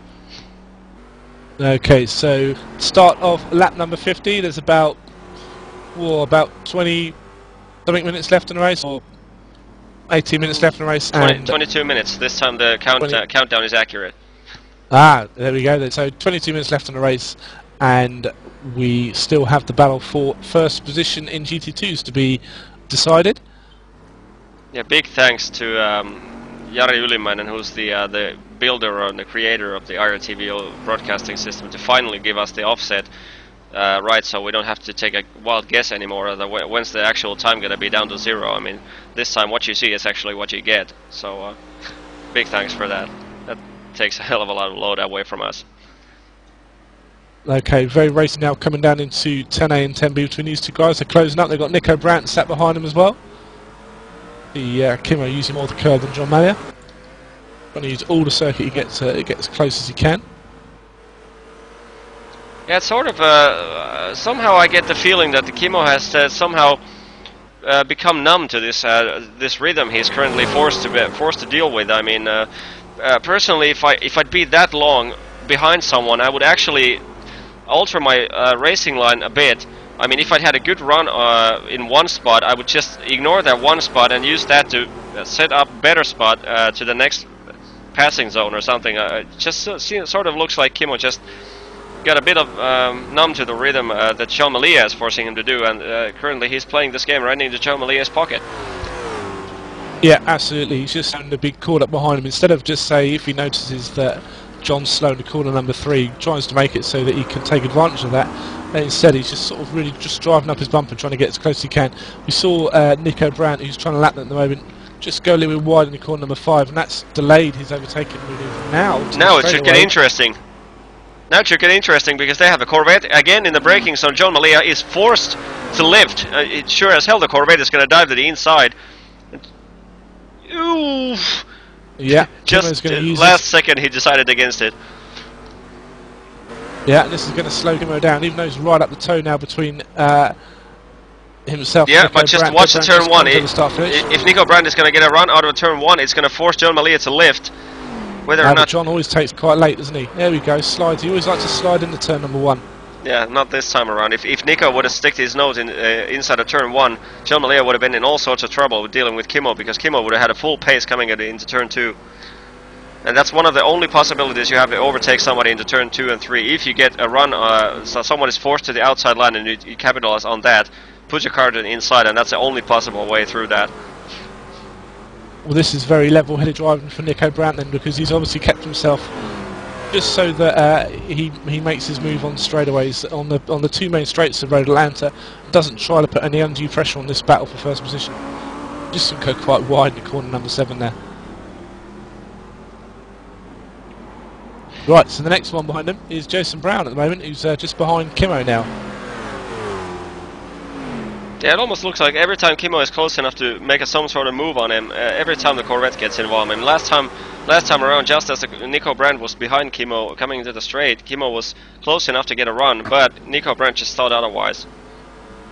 Oh, we saw that last week, Mosport, didn't we? Really, the other GT cars causing a massive problem between between these guys, and we've seen Stefan Coppins retire as well. So massive blow for the title chances for Torque Freak Endurance in the GT2s. But obviously they are over halfway, so the points do count. We can see Jason Brown now. We'll see if he's as good around the circuit as Nico Brandt is when it comes to lapping cars as well. He tries to force any of these guys into a mistake. Yeah, let's just hope that there's not going to be another incident with... well, luckily it was with the GT when they went too wide through the chicane and Kimo got at least estimated damage. Let's just hope that that's not going to repeat itself with the Corvette. So Corvette just tries to push his nose to the inside of Kimo.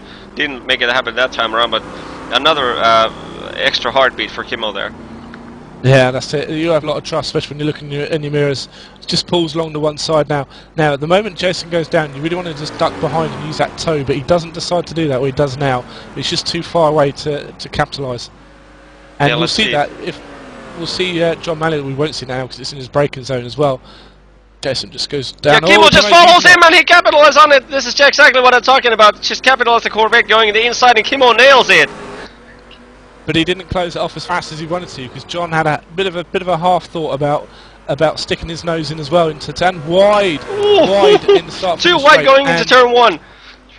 Right, so how's his wide line going to do now? And Kimo just tucks up in beside now, and Stephen Van Helsing's behind him as well. So the closest these guys have been all race, and there's a Ford GT, or there's a Corvette just behind now to cause a little bit of damage. So that's it. We didn't think. One of the two scenarios is Kimo gets past, Kimo drives away, but no, not with John Malley around. He's not afraid to have an instant fight back. Yeah, I was pretty sure actually that John Malley is going to push a bit wide. Kimo was going to lift slightly earlier than it normally does, and just dive to the inside and just try to counter-attack into turn 3, but didn't happen that time around. But again, we have a Corvette. Not going to be in the braking zone this time though, but. Yeah, I'm pretty sure John Malia got away with just a little bit of warning though. Still 17 minutes in the books remaining in the race, and that was basically a storm warning given by Kimo Suominen to John Malia there. I'm pretty sure that, right, so that's not the last one they're going to see. So what we see is the moment one of the Corvettes gets past John Malia, he instantly ducks into their slipstream, just helps them turn along. We're not seeing Kimo do that. He's more interested in doing his own line down these straightaways, but. It's stretched about half a second now, this gap, but really the running wide, and as we said earlier, Johnny, as you said earlier, you're on about 70% throttle once you get 4 wheels onto the grass and start finish straight. And that really allowed John Malley just to get back inside him and take that first corner. Indeed, I was actually surprised when Kimmo got by that he took that big of a risk going through that last corner. I mean, he could have just taken a steady entry without having any problems from John Malia going into turn 1, but instead he just decided to go flat out attack mode, and that cost him dearly this time around. Especially if that's going to be the last case that we're going to see Kimmo sticking his nose beside John Malia in this race. Well, yeah, maybe Kimmo wasn't used to actually not having a car in front of him coming out of the last corner, because obviously he's been right up behind John for pretty much 90% of the race so far. Would be currently about 11 minutes left in the race. Yeah, about I would say 11-12 laps remaining for the Corvettes, so plenty of time to make moves, and not a Corvette around in near proximity with these two. Not sure how far away the next Corvette is going to be. Okay, so the lap between the time between the first two guys at the moment is still 15 seconds. So Farouk not able to pull any further away from David Ward. Yeah, but he doesn't need to. I mean, he's still keeping below 1:17. So I mean, Farouk's fastest lap time still half a second. David Ward, Nico Brandt improved their personal best laps in this race after the pit stops. They both got into 1:16.6s, but still Farouk Manzar 0.5 of a second faster than anyone else in the GT1 field. That's impressive. And that is a dominant drive from Farouk, who's something happened to Nico Brandt. Sorry to interrupt you. Nico dropped into 4th. Yeah, he's just had Jason Brown in front of him, so I wonder if Nico's had a bit of a wobble, lost his 5 seconds, and that's allowed Jason Brown to get past on the straightaway. And not only that, but we've got Stefan van Helsenden right about sort of a couple of seconds up the road as well. So what's actually happened to Nico that's made him lose that position? Well, I got a 1 off-track indication from Nico Brandt. Not sure if that's the one. It happened in the current minute, so let's see Nico's lap time this time around. Yeah, something dramatic happened because he lost 4 seconds. Let's take a bit of a gamble and see if that's the case, because I can see Nico having some sort of an issue there. Let's get a replay of it right here. Let's see if this is the case. So they're coming through the SS right now. I'm pretty sure he went wide in turn 5. That's my personal guess.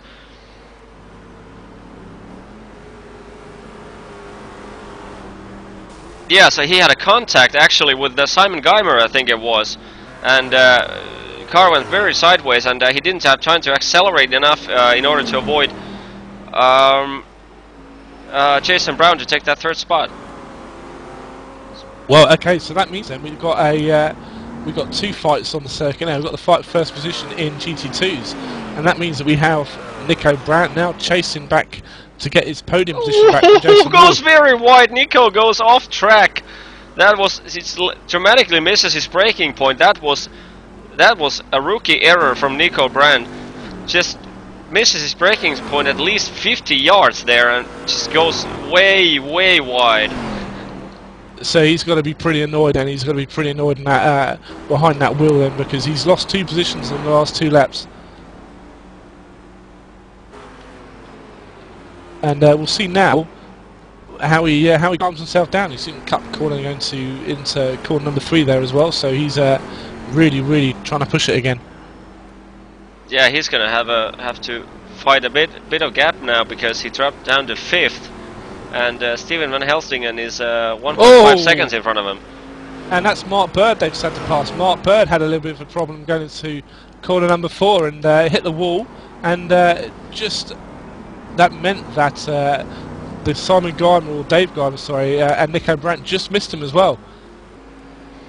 Yeah, but Nico is closing up pretty fast to Steve van Helsingen. And he's, well, not now. That was some sort of bug in the telemetry. It showed up below 1 second gap now, but now it's up to 1.4 seconds again. So that was a misreading or something. But well, I think that was probably through corner number 5. But there's certainly Nico's going to be getting a lot of off tracks here. He's just riding the curbs quite heavily, trying to catch up with Stefan van Helsenden. Yeah. Meanwhile, GT1 leading battle is still it's the very same spot that we left it. Still half a second between these two, and both lapping still 120.2. So this is insane. Within half a second every lap compared to their fastest lap. Right, so Stefan Coppens, is out of the race.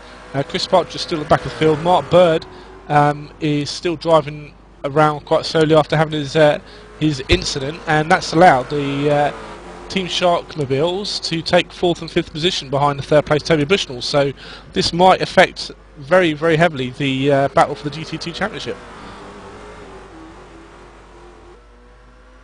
And, the team battle for the GT2 Championship. John Mallia and Kimmo Surin are still unchanged. They're still about half a second away from each other. But we're looking further back now to Nico Brandt, who has just dropped off Stephen Van Helsingen, but he is catching him up 1 minute 17.1 in the last lap, and a 1 minute 17.5 for Stephen Van Helsingen as well.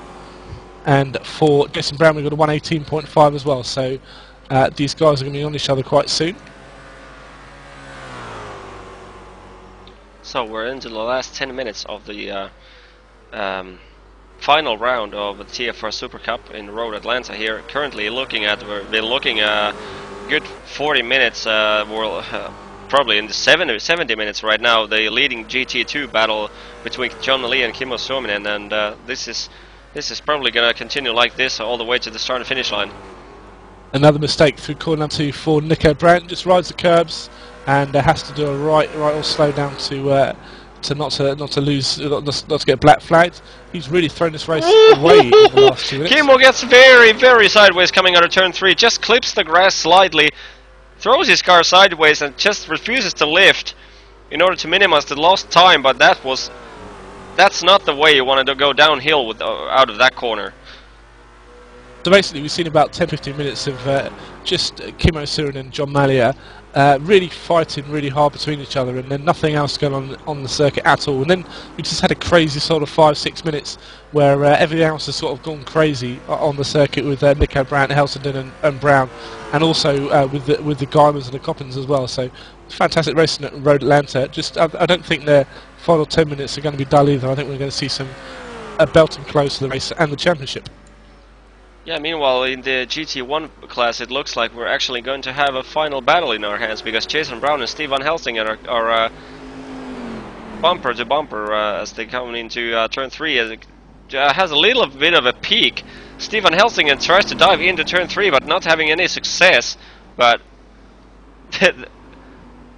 as I was just saying that the turn 3 is not an overtaking spot unless you get too wide there, but Steven tried to prove me wrong, and I'm actually glad that he just didn't have a chance to push his car in there. That would have been a wreck. Well, he's very aggressive on the curbs, and that's allowed him to get right back up into Jason Brown again. So we'll see how they do on the straightaway. I believe they'll be in each other's toe. Nice little exit from corner number 7, and not as close as they want them to be, but still close enough to give each other a bit of a fright on the braking zone. It's corners 10A and 10B. And okay, so the gap's fallen to 5 seconds now between Nico Brandt. He's probably had he had a 120.8 in his last lap, so he's really fallen off the pace. Yeah, Steven is looking very racy behind Jason Brown here. I'm pretty sure.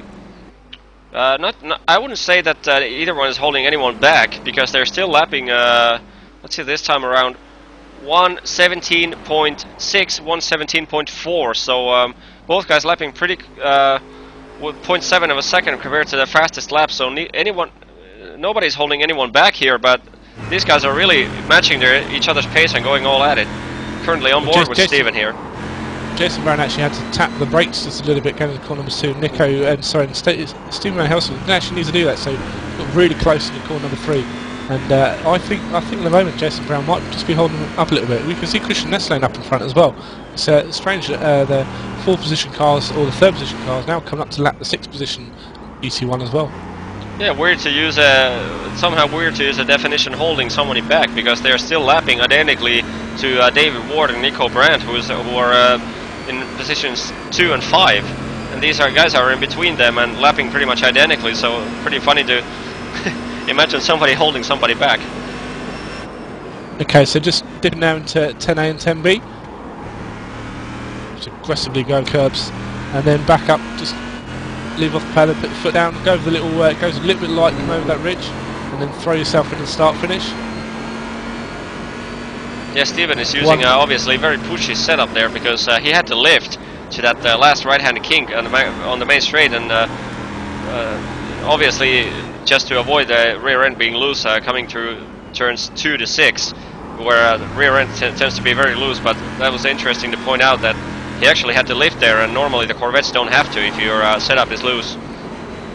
Yeah, so Stephen being held up massively through the S's by Jason Brown, so we might see the battles develop in these first few corners. Yeah, well, we have to get back to Kimmo and John Malia fight, because last time around in the start and finish line, 0.2 of a second.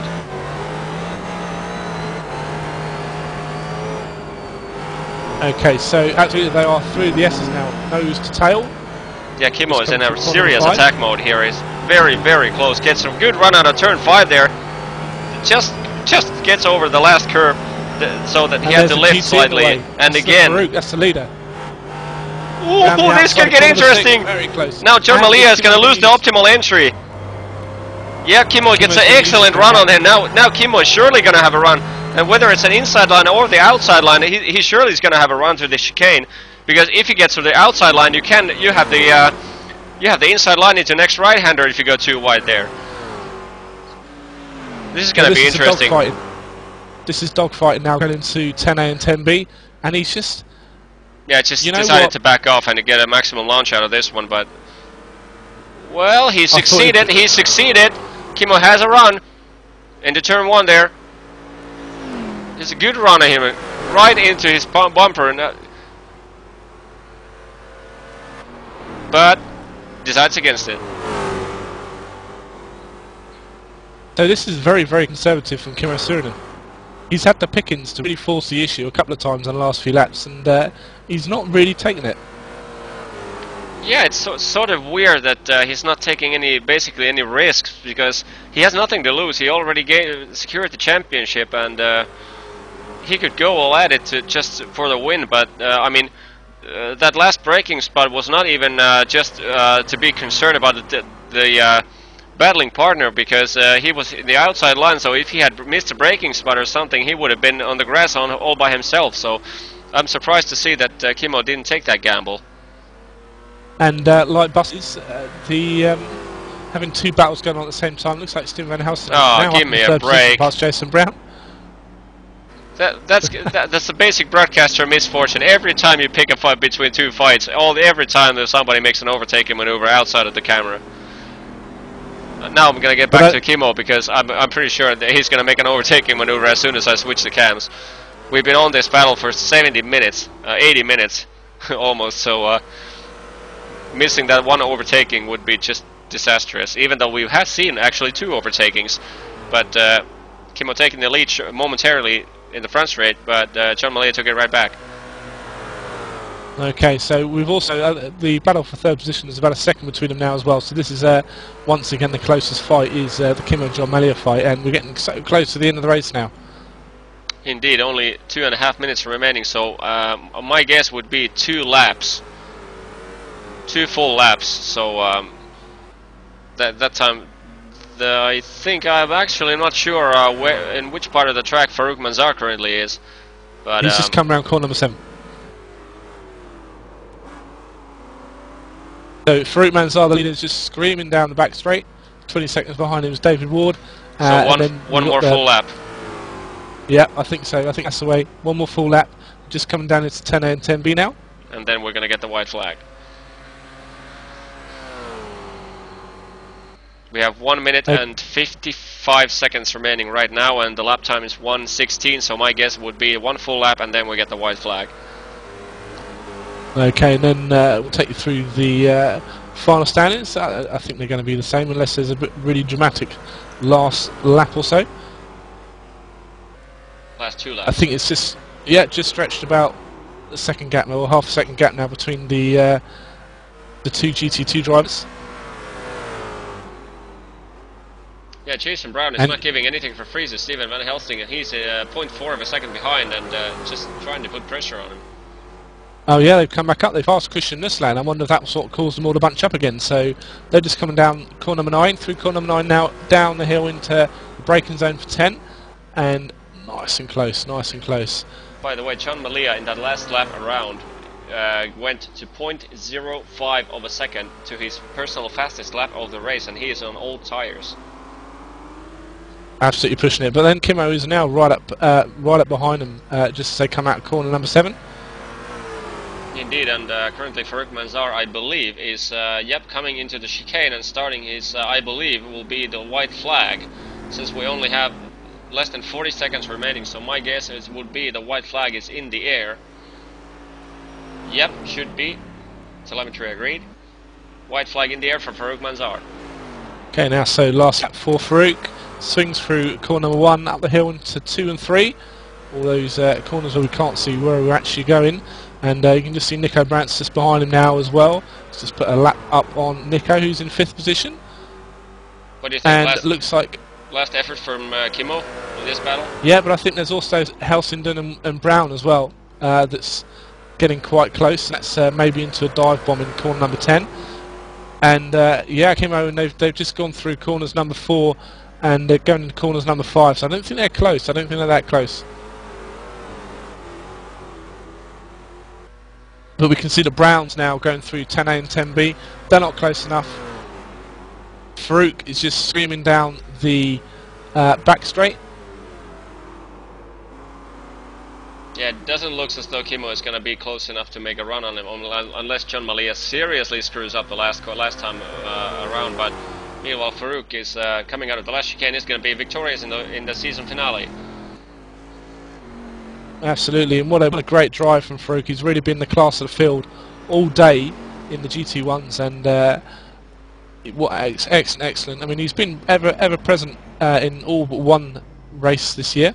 He's had a couple of 3 DNFs, but what a great race from the winner, Farouk Manzar.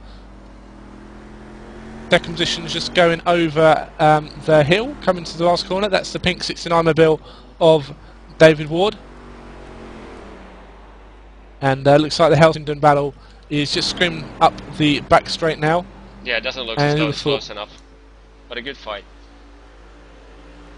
Absolutely a great battle. And just looking for the Malia and Surin fight as well. That looks like that's finished. Yeah, that's as it was. No changes there in the last chicane. And I think pretty much Jason Brown, Van Helsing and Nevada have just given up now and just happy to bring the car over the line. Certainly Jason Brown's lost a lot of speed and he's just rolling over the line as well. Or has he just run out of petrol? So fantastic racing then. We're just going to take you through the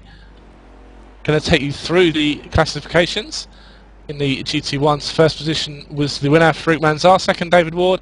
Third position, Stephen Van Helsingden. Fourth position, Jason Brown. Fifth, Nico Brandt. Sixth, Christian Nusslen. The retirees, Istvan Balog and Rob Straitmans. None of the classified drivers, Robert Laurie and Leo Krupp. In the Ford GTs, first position, John Malia. Second was Kimmo Surinen. Third position, Toby Bushnell. Fourth position, Dave Geimer. Fifth, Simon Geimer. Sixth is Mark Bird. And seventh, Chris Partridge. We had one retiree in GTs, and that was Stefan Coppens. Right, okay, so the big question is, who is your driver of the day, Johnny? I'd have to say John Malia. I mean, not to take anything away from Kimmo, but John Malia made that a fight. I mean, I'm not sure if the damage or whether there were any damage from Kimmo Suominen's car from that contact, but Kimmo took the lead, and unlike we've used to see after that, just John Malia just immediately countered that and just did what the leader was supposed to be doing. I mean, clean racing throughout, and just kept Kimmo behind him, and that says a lot.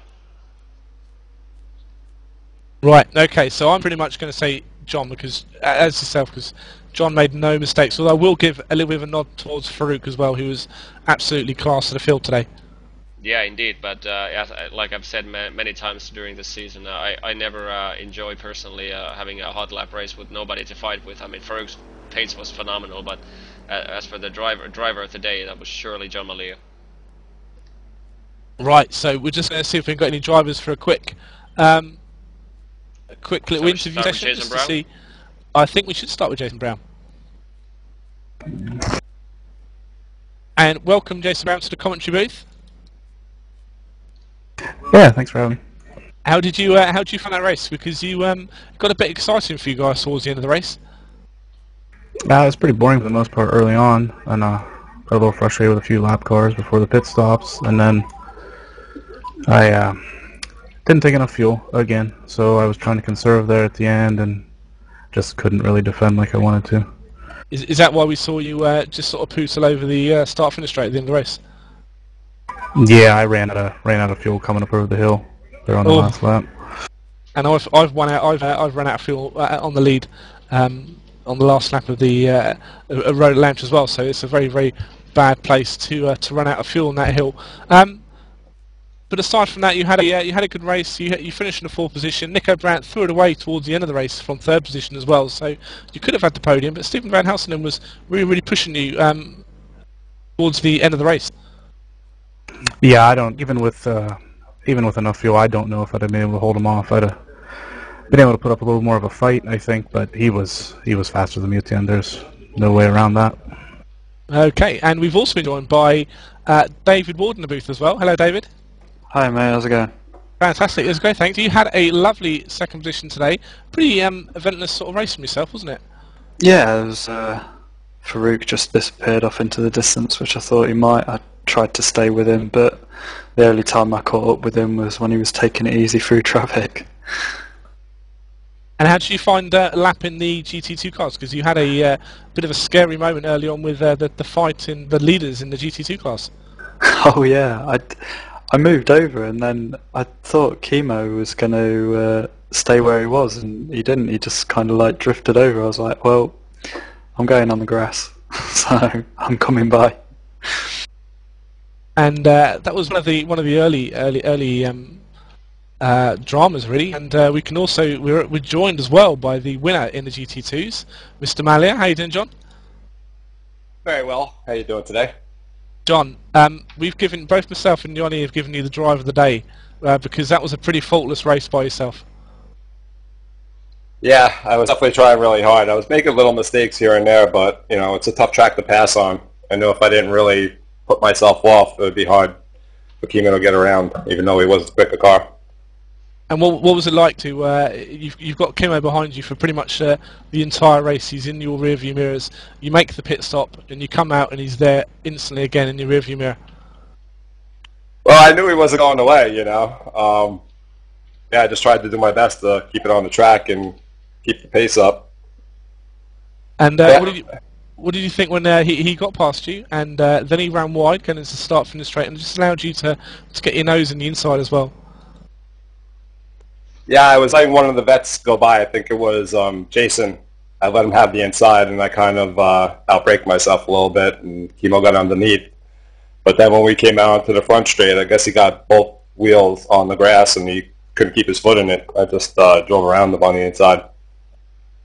And this brings to a close a very good year for yourself in the GT2s, and I believe you're joining the Talk Free Racing guys for next year.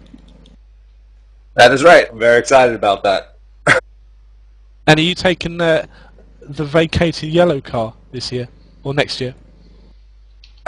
I always was a big fan of black, but I don't think you could put black in that scheme, but I'll take the yellow. That's all right. Fantastic. We're also joined as well by Mr. Bushnell. Hello, Toby. Hello. You're a bit quiet, Toby. How about now? That's fantastic. Great race from yourself, Toby. You must have been pretty alarmed to see the Guymers behind you and Stefan Coppins retire. Yeah, I obviously didn't get a chance to see what happened to Stefan, but it was quite an exciting race, obviously, for us. And but yeah, the pressure, particularly in the first half from the Guymers, was pretty big. And I'm trying to work out the results, the championship results. Obviously, we've got to take the drop weeks into consideration as well. But those guys, the Guymers, finished quite strongly, so that might do your might do harm to your championship. But you've had a pretty eventless race in the end. Once Kimmo got past you, was it just a case of just hot lapping and keeping the car on the track?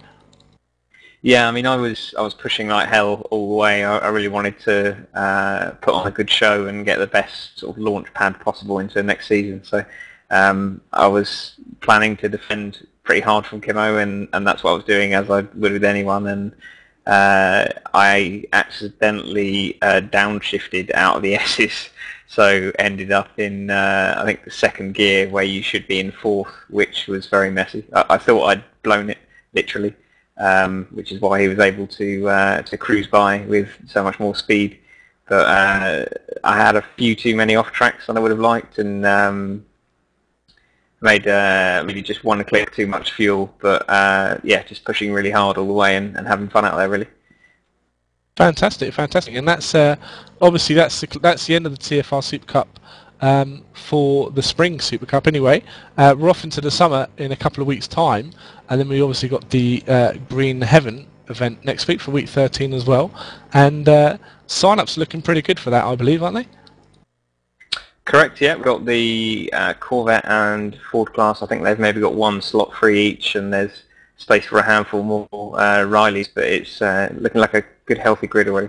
I've just been frantically punching numbers into our spreadsheet, which calculates the drop weeks for us, all very geeky and exciting. And it looks like Stefan and I have, certainly subject to any protests or anything else before the results actually final, it looks like we've managed to clinch the title in the GT2 teams by just 7 points. So really exciting season-long battle with the Geimers, and I'm sure with them moving to GT1 next season, they're going to be just as tough as some other teams to overcome. Absolutely, I think it's been they both have found it quite hard in GT2s this year, so it's going to be interesting next season in the GT1s. We've been joined again by Mr. Vincent. Yeah, hi. I have to apologise to the entirety of England. We had some friendly fire issues coming into pit lane. Ah, terrible, terrible. I'm sure we'll hear about that later. I would ask you if you're driver of the day, Will. I would suggest you say John Malia. Yeah, I think he did a sterling job in that number 82 Bridgestone machine all race long. If I had to pick a second driver, it would be Jason Brown. For the GT1, definitely Jason Brown. Did a sterling effort in his battle with Nico for as long as I was about anyway, so he'll get my GT1 driver of the day, Malia GT2. Superb then. Okay. I always give someone the opportunity to plug something. So someone can thank someone on air or plug something on air. I'd like to thank all of the guys at minitalk.com. Hello. Absolutely professional plug-in. Straight away. There we go. Right. Okay. I believe we've got a CESC race coming up in a couple of hours. So yes. If anyone's watching, they want to tune in for that, then we'll be on the same channel then. And I think all that's left to say is that thank you very much for joining us, guys. Thank you very much for having a great race at Road Atlanta and also a great series for the TFR Super Cup. And I hope we'll see you for Green Heaven next week. Yeah, Toby, it's been a great season and it's been a joy to commentate. Thanks, guys. Much appreciated.